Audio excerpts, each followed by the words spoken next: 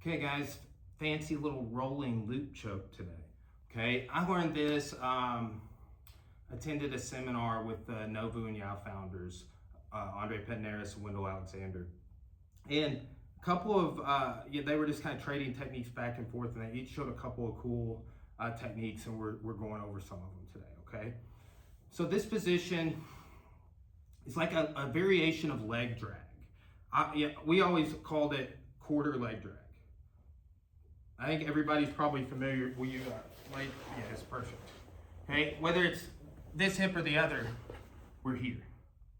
Okay, leg drag, right? Just turn the head this way. This sort of quarter position I'm talking about is when, like, look how if we were passing guard this way, it's like what we call a windshield wiper. You could add a single under onto it, whatever.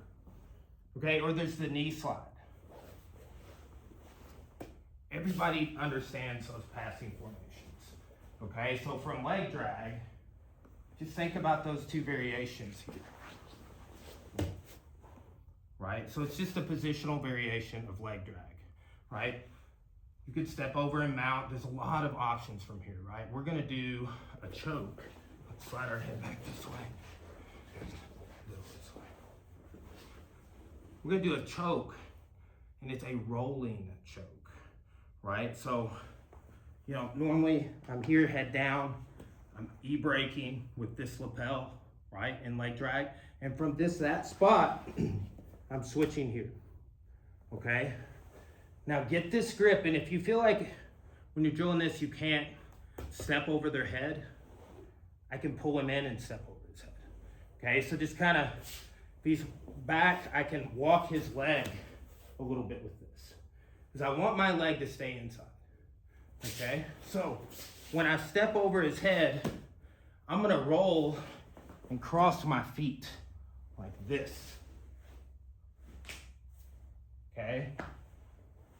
It's a single lapel choke, which, the guys I mentioned, Andre and Wendell, it's like some legendary coaches, people like Shaolin or Hapsamura, right? And this style of choke, I've trained several variations of with Hobson over the years, right? So we're in this quarter position here. Get the grip you want, thumb up, thumb in. The gi, 4 fingers outside, okay? Here, I'm stepping over the head, rolling through, and crossing. Let's turn this way. Here, right? Now, pinching my knees, but straightening with it, right?